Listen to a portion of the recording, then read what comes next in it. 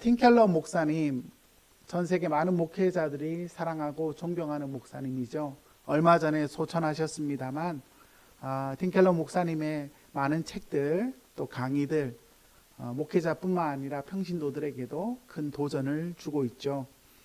팀 켈러 목사님 쓴 대표적인 책 중에 센터 처치라는 두꺼운 책이 있습니다. 아주 두꺼운 책인데요. 그 책 맨 처음에 성경적인 사역이 무엇인가 이렇게 질문을 던지면서 크게 세 가지 사역이 있다고 말씀을 합니다. 첫 번째는 성공적인 사역입니다. 성공적인 사역. 우리가 하나님의 일을 하고 또 이 세상에서 여러 일들을 할 때 내가 잘하고 있는가? 내가 지금 하는 것이 잘못된 것은 아닌가? 우리는 그런 질문을 하게 됩니다.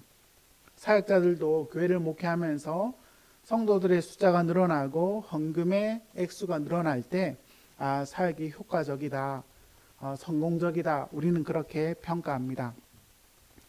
그런데 여러분, 겉으로 볼 때 잘 되는 것 같아도 성공적인 사역이 반드시 성경적인 사역이 아닐 수도 있습니다.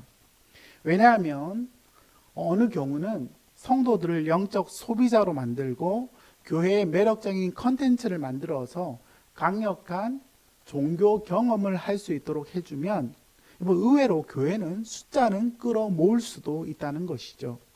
우리가 얼마나 성경적인가 하는 질문 앞에서는 대답을 하기 어려울 수도 있습니다. 오늘날 여러분 그 마케팅 같은 경영학의 여러 원리들이 교회 안에 들어와서 교회를 홍보하고 교회 컨텐츠를 만들고 그래서 사람은 많이 끌어모을 수는 있지만 정말 그 사역을 통하여 복음의 역사가 있는지는 우리는 또한 질문할 필요가 있다는 것입니다. 성공적인 사역, 우리가 세상에서도 많은 성공을 이룬다 할지라도 그것이 정말 하나님이 원하시는 방식인가 하는 질문 앞에서 시원한 답을 찾지 못할 수도 있습니다. 여러분, 성공적인 사역과 다른 두 번째 사역은 성실한 사역입니다. 자본주의의 논리 가운데 여러분 계량화된 수치로 평가하는 것이 아니라 성실하게 사역하는 것. 우리가 직장 생활할 때도 성실하게 일하는 것. 바로 충성이 중요하다. 이런 입장입니다. 교회에서 교리가 건전하고 목회자의 성품이 건전하고 신실한 것을 강조합니다. 성실한 사역은 많은 이들에게 찬사를 받기도 합니다. 그렇지만 여러분, 우리가 성실하게 뭔가 일을 해도요, 한 가지 또 위험이 있습니다. 내용이 없을 수도 있습니다. 여러분, 축구 경기를 할 때도 미드필더가 열심히 뛰어도요, 결국 골을 넣지 못하면 경기를 이기지 못하는 것이죠. 엄청난 열심과 헌신된 삶이 동반된다 할지라도, 충성된 삶이 있다 할지라도 성경이 의도하는 그 핵심을 놓치고 있다면, 성경의 본질을 담아내지 못한다면 우리는 성경적인 사역인가? 그 질문 앞에서 또 우리 자신을 돌아보아야 합니다. 우리는 일상을 살아가며 열심히 살아갑니다. 그렇지만 내용 자체를 또한 우리가 갖고 가는 것을 우리는 또한 잊지 말아야 할 것입니다. 성공적인 사역과 성실한 사역의 대안이 될 수 있는 세 번째 사역은 열매 맺는 사역입니다. 팀 켈러 목사님은 사역을 평가함에 있어서 성공보다 성실과 충성보다 더 중요한 것은 열매 맺는 사역이라 말씀합니다. 왜냐하면 예수님은 계속해서 열매 맺는 삶을 늘 강조하셨기 때문입니다. 사도 바울은 로마서 1장 13절에서 너희 중에서도 다른 이방인에게와 같이 많은 열매를 맺기를 원한다. 바울은 그렇게 말씀합니다. 특별히 사도 바울은 성품의 열매를 강조합니다. 갈라디아서 5장 22절에 성령의 9가지 열매를 강조하죠. 일상을 살아가는 그리스도인도 마찬가지입니다. 우리가 직장 생활하면서 여러 삶의 현장에서 내가 열매 맺는 삶을 살아가고 있는가? 여러분, 열매를 맺으려면요, 땅을 때로 기경해야 합니다. 시간이 좀 오래 걸릴 수도 있습니다. 인내해야 합니다. 여러분, 농사를 짓는 농사꾼의 그 마음을 우리는 또한 기억해야 합니다. 열매 맺는 사역은 세상이 말하는 성공적인 사역과 다를 수 있습니다. 또한 성실한 사역과도 또 다를 수 있습니다. 그렇지만 열매 맺는 사역은 하나님의 아름다움이 나타나는 사역이죠. 우리는 일상 속에서 우리가 살아가는 삶에서 정말 열매 맺는 삶, 이것을 하나님이 원하시는데, 오늘 저는 열매 맺는 삶, 열매 맺는 신앙에 관해서 함께 말씀의 은혜를 나누기를 원합니다. 오늘 첫 번째로 본문의 배경이 되는 말씀이 바로 1절 말씀입니다. 1절 말씀 우리 함께 읽습니다. 나는 참 포도나무요 내 아버지는 농부라. 예수님은 참 포도나무라 했습니다. 그리고 하나님은 누구다? 농부다. 여러분, 배경이 포도나무를 가꾸는 포도농장의 이야기입니다. 포도농장은 풍성한 과일, 포도 열매를 맺는 것이 목적이죠. 포도나무는 이스라엘을 특별히 대표하는 나무입니다. 우리나라에 가장 많은 나무가 무슨 나무일까? 제가 어제 인터넷 찾아보니까 활엽수라 그래요. 활엽수는 잎이 넓은, 그래서 우리는 단풍이 이렇게 물드는 이 계절이 아름다운 게 이렇게 잎이 넓은 나무가 많은, 활엽수가 많은 것이 우리나라의 토양이 적합한 그런 특징이죠. 반면에 이스라엘의 기후와 토양에 가장 흔한 나무가 있다면 포도나무일 것입니다. 이스라엘에는 포도원이 없는 곳이 거의 없다고 해요. 가는 곳마다 포도원을 쉽게 발견합니다. 특별히 예수님 당시에 성전의 큰 성전 앞 벽에 금포도나무 그림이 있었다 합니다. 어디나 포도나무가 있고, 특별히 이스라엘 사람들은 포도주를 만들어서 음료를 먹기를 즐겨했습니다. 이스라엘은요, 여러분, 석회수로 물이 구성되어 있기 때문에 석회질의 물을 많이 먹으면 몸에 담석이 생깁니다. 담석. 여러분, 사리가 생기는 게 아니라 담석이 생기면 참 몸이 고통받죠. 그래서 이스라엘 사람들은 물을 그냥 먹지 못하고 포도주를 담궈서 음료로 많이 마시곤 했습니다.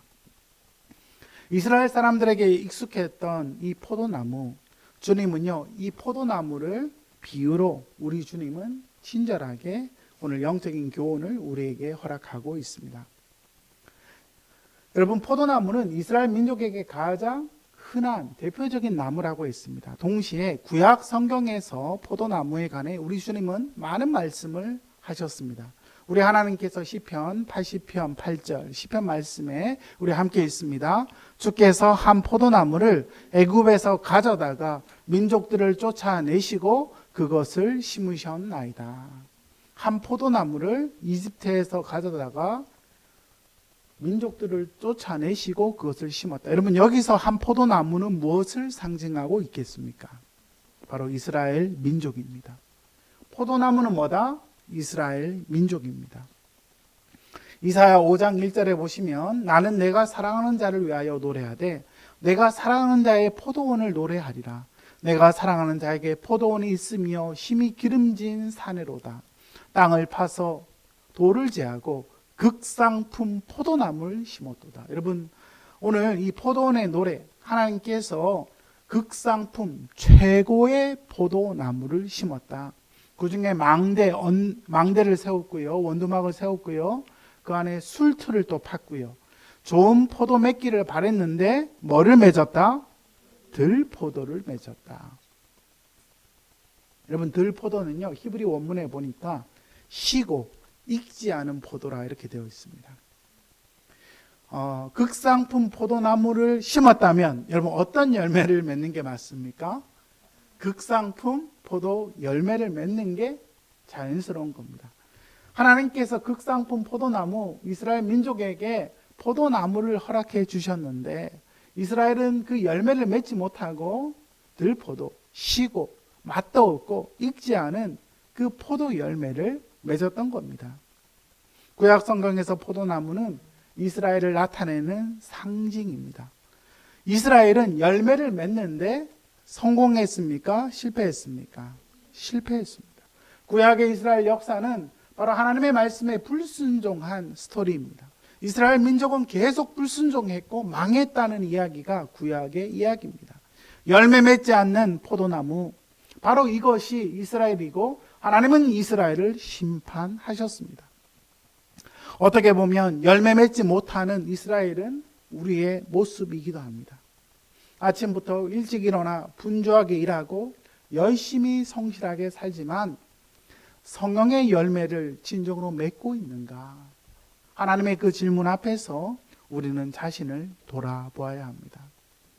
이런 맥락에서 우리 주님은 내가 참 포도나무다 이렇게 말씀합니다. 여러분, 이 말씀은요 엄청난 위로와 소망이 되는 말씀입니다. 실패한 이스라엘에게, 실패한 제자들에게, 실패한 우리 모두들을 대신하여 우리 주님이 참 포도나무가 되셔서 새로운 가능성, 새로운 삶을 시작할 수 있다. 참 포도나무이신 예수님과 더불어 살아가면 우리는 열매 맺는 삶을 살아갈 수 있다고 우리 하나님이 말씀하고 있는 거죠. 여러분, 세 번째로 우리가 기억할 것은 우리 하나님은 아까 뭐라 했습니까? 농부라 했습니다. 농부는요 가지를 정리합니다. 15장 2절 말씀 우리 함께 읽습니다. 물은 내게 붙어 있어 열매를 맺지 아니하는 가지는 아버지께서 그것을 제거해 버리시고 무릇 열매를 맺는 가지는 더 열매를 맺게 하려 하여 그것을 깨끗하게 하시느니라. 아멘. 열매 맺지 않은 가지는 어떻게 한다? 제거하십니다. 제거. 외적으로 연결되는 것이 다가 아닙니다. 내적인 변화, 내적인 연합이 중요합니다. 예수님은 참 포도나무이시고 가지를 정리하는 농부이시죠. 이 농부는 하나님이십니다. 하나님이 포도나무를 경작하시면서 관리하고 보호하는데 하나님이 보실 때 열매 맺지 않는 가지는 하나님이 정리하신다 했습니다. 나무에 붙어 있다고 해서 다가 아닙니다. 겉으로 붙어 있는 것 같지만 내적으로는 변화가 없습니다. 열매를 못 맺습니다. 참 포도나무이신 예수님과 연결이 되어 있지 않기 때문입니다. 외적으로는 교회를 다닙니다. 하나님을 믿는다고 합니다. 기독교 가정에서 태어났습니다. 그러나 우리 주님 물으십니다. 너는 나와 연결되어 있느냐? 우리는 내적으로 주님과 연합되는 것이 너무나 중요합니다. 너는 진정으로 나와 연합되어 있느냐? 그 질문 앞에서 우리 자신을 돌아볼 필요가 있습니다. 농부이신 하나님은 그 가지들을 잘라버리시고 열매 맺는 가지가 되도록 또 열매를 맺을 수 있도록 가지치기를 하십니다. 가지치기. 열매 맺는 가지가 더 열매 맺게 하시려고 가지치기를 합니다. 우리 교회도 처음에 예배당 여기에 오고 나서 첫 예배를 드리는데 제 동역자 되신 목사님들이 화분을 엄청나게 많이 보내주셨어요. 우리 교회 화분, 우리 교회가 개척교회라 어디 놓을 데도 없는데 얼마나 화분을 많이 보내주시는지 제가 우리 수영로 주신 목사님들에게 교회가 화분을 놓을 데가 없으니까 그만 보내라고 카톡에 제가 단체 카톡에 보냈어요. 예. 마음으로는 뭐니 해도 머니를 보내줬으면 좋겠다 이런 마음으로 화분을 그만 보내달라고. 근데요 저는 사실 우리 집에 화분이 하나 들어오면 제대로 살아서 나간 애가 하나도 없습니다. 다 죽어서 나가는데 우리 박영현 전도사님은 이렇게 화분을 참 이렇게 정리를 잘 하세요. 어느 날은 가위를 가지고 이렇게 필요 없는 가지, 필요 없는 잎들을 착착착 쳐내시는데 왜 저러시나? 알고 보니까 가지치기를 하는 겁니다. 여러분, 나무는요 가지치기를 해줘야 됩니다. 그래야 열매를 더 맺을 수 있는 것입니다. 여러분, 꽃이 피는 나무로 만들려면 꽃이 필 수 있도록 가지가 많으면요 그만큼 에너지가 분산되잖아요. 가지치기를 해줌으로써 꽃이 필 수 있도록 열매가 맺혀질 수 있도록 집중할 수 있도록. 그래서 여러분, 우리도 건강하려면 군살을 빼는 게 필요합니다. 그렇죠? 군살을 빼고 영적인 골격을 갖추기 위해서 코어 근육을 잘 만드는 게 중요합니다. 그러나 물만 마셔도 살이 찌는 우리의 현실을 참 늘 안타깝게 생각합니다. 열매 맺는 신앙이 되기 위해서 필요한 것은 가지치기를 하는 겁니다. 군살을 빼는 겁니다. 하나님 나라를 위하여 우리가 살아갈 때 너무나 분주한 삶이 있다면, 내가 하나님께 집중하기 힘들다면 때로 정리하는 것이 필요합니다. 최근에 프랑스에서는 초중고등학교에서 이제 핸드폰을 사용하지 못하도록 법안을 만든다 그래요. 여러분, 우리 오늘 청소년들도 이렇게 좀 와 있는데, 청소년 청년 시절에 핸드폰을 너무 주야로 묵상하면 머리에 도파민이 많이 나오고 여러분의 뇌가 20대 후반까지 형성이 되거든요. 그때 계속 핸드폰이나 영상을 보다 보면, 요즘 쇼츠도 이렇게 보다 보면 1시간이 그냥 가요. 그렇죠?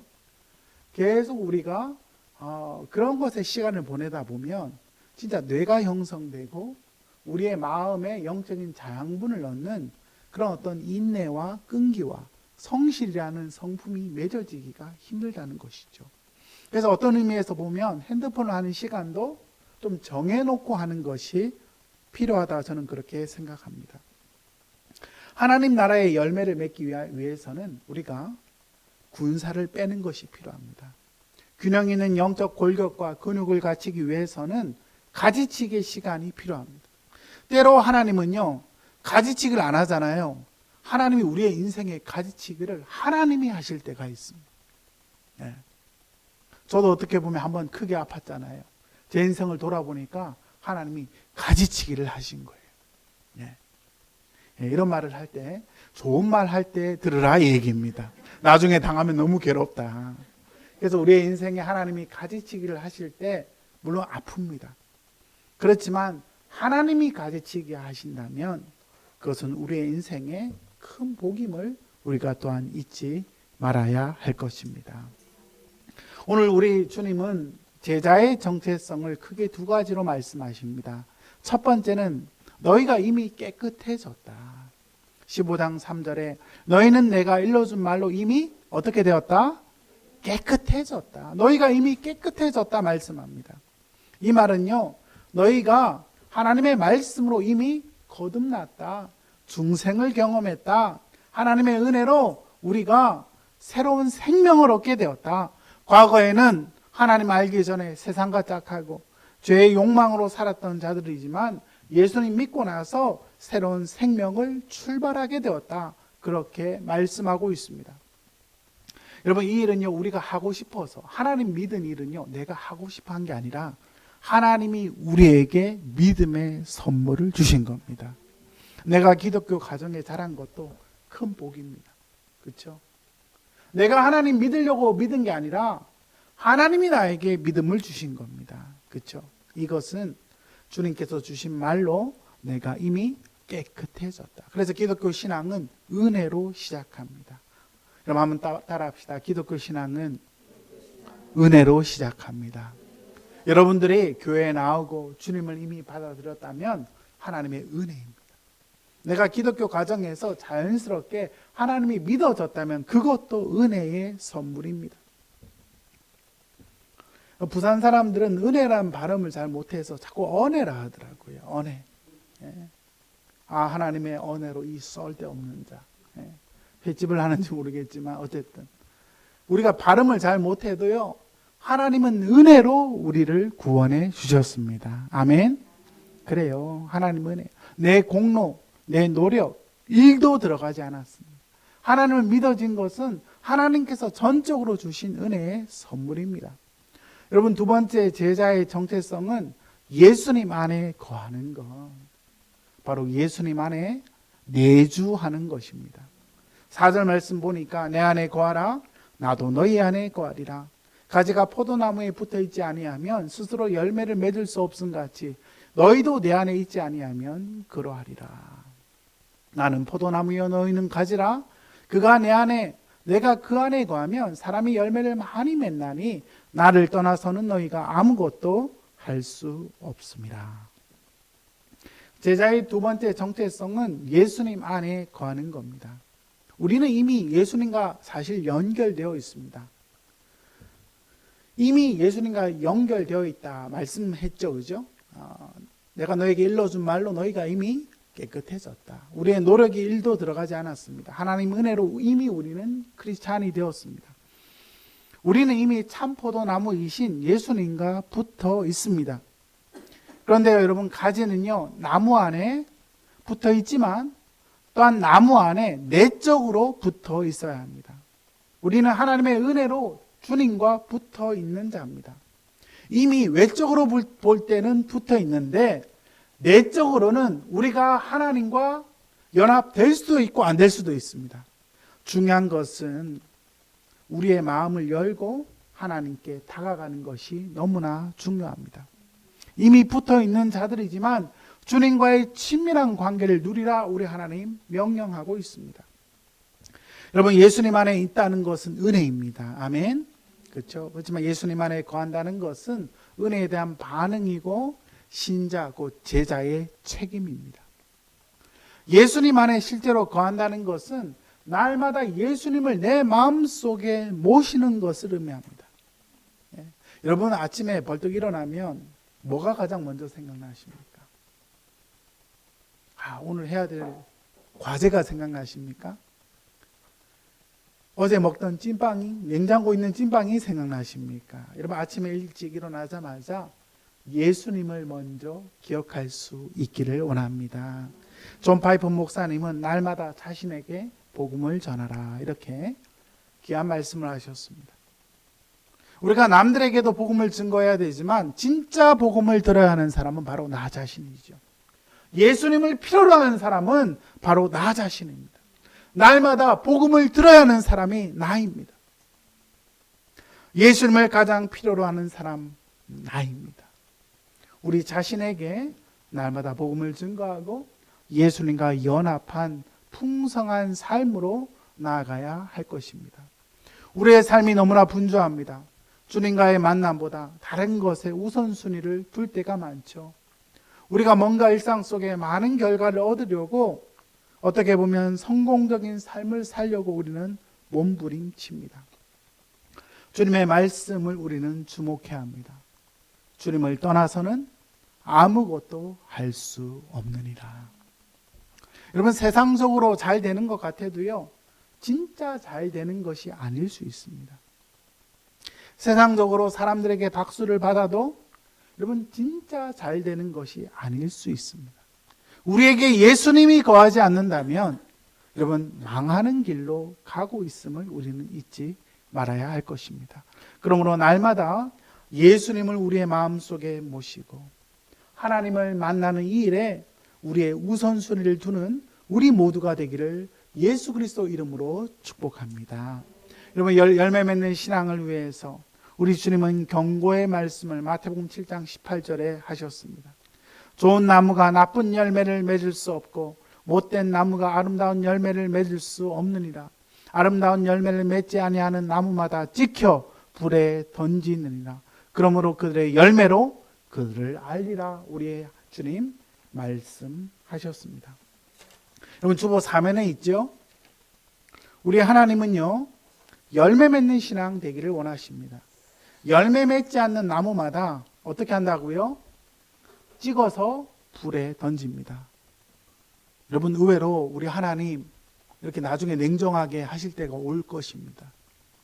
그때 내가 열매 맺는 주님과 연합되어 있는 자인지 아니면 하나님과 상관없이 이 세상의 욕망을 따라 살아있는 자인지 결국 주님의 심판을 받을 때가 있을 겁니다. 저는 바라기는 세상에서의 성공이 아니라 하나님 앞에 열매 맺는 하나님의 사람 될 수 있기를 예수 그리스도 이름으로 축원합니다.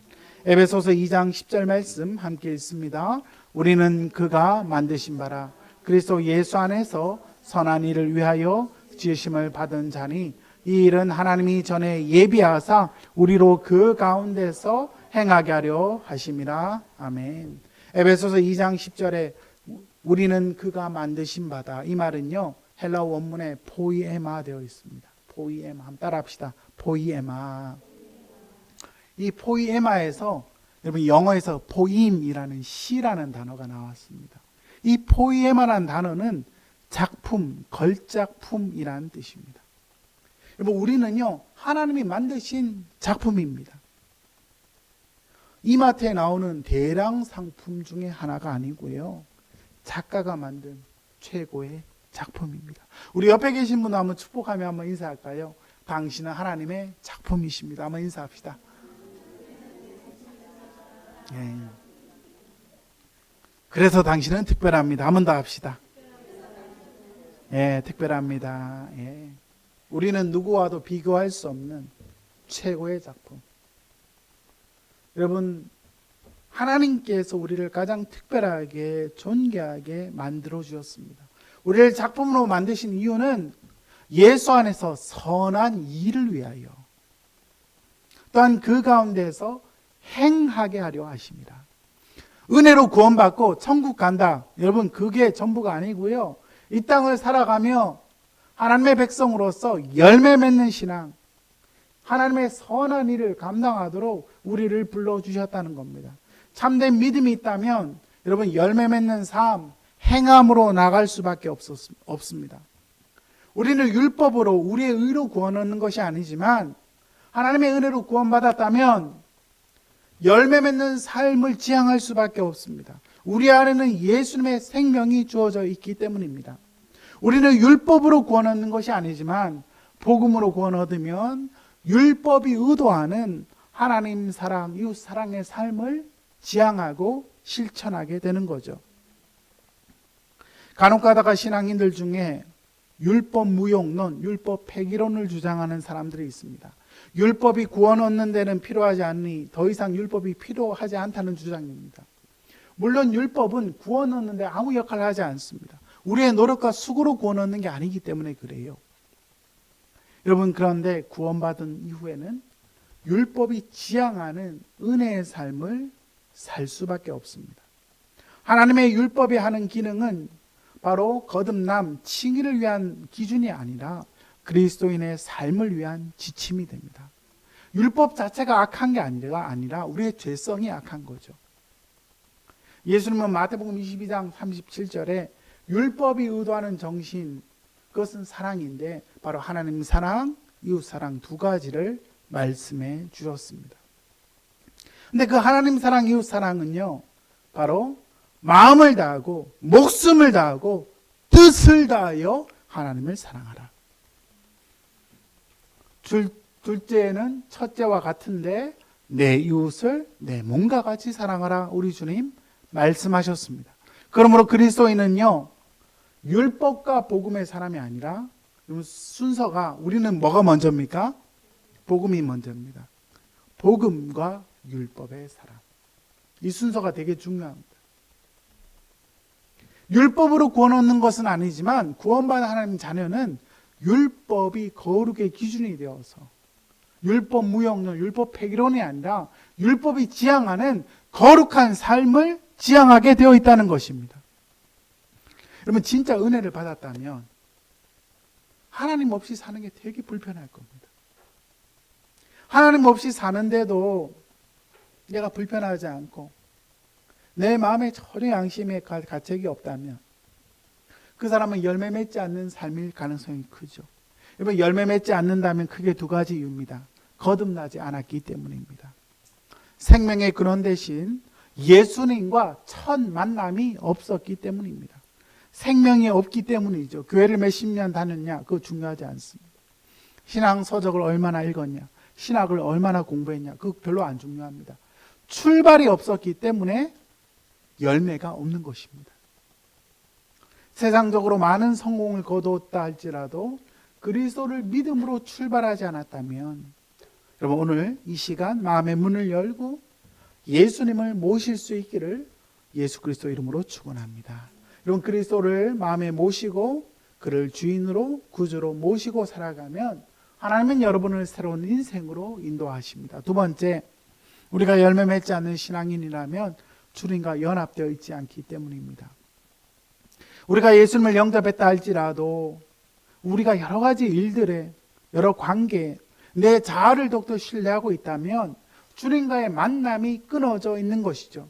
우리의 근원 대신 그리스도와 연합되는 것이 너무나 중요합니다. 날마다 그리스도 안에 거하시기를 주의 이름으로 축복합니다. 조나단 에드워드는 신앙감정론에서 이렇게 말합니다. 만일 옛 본성이 정말 죽고 새로운 하늘의 본성이 주입된다면, 이 표현이 너무 좋은 것 같아요. 새로운 하늘의 본성이 우리에게 주입된다면 그 사람들은 새 생명 가운데 행할 것이고 그들의 인생이 끝날 때까지 계속 그렇게 행할 것이라고 기대할 수 있다. 하나님은 우리를 풍성한 삶으로 인도하기를 원하십니다. 여러분, 그렇지만 우리는 늘 실패하지요. 예? 저도 이렇게 가을이 되니까 내 삶에 진짜 열매가 있었을까? 여러분, 그런 고민을 많이 합니다. 근데 오늘 본문을 묵상하면서 예수님이 참 포도나무가 되신다는 게 너무 위로가 됩니다. 나는 때로 열매 맺지 못했던 포도나무였습니다. 나는 열매 맺지 못하고 잎만 무성한 나무 같았습니다.